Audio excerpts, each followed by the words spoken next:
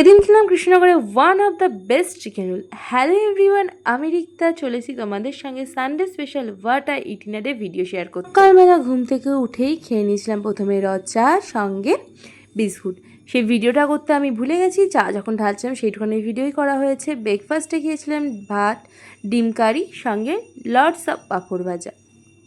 আমার আর টুকায়ের তো birthday celebration অনেক দিন আগেই হয়ে গেছিলো, বাট বান্ধবীদের তো ট্রিট দেওয়াটা বাকি ছিল, তার জন্য আজকে আমরা চলে গেছিলাম A to Z।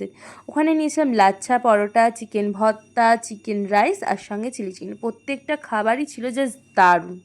আর কালকে তো ছিল মাদার্স ডে, তাই সন্ধ্যাবেলায় আনা হয়েছিল এগ রোল, আর আমরা বোনরা খেয়েছিলাম অর্ধেক করে চিকেন রোল। ওটা খেয়ে তো পুরো পেট ফুল।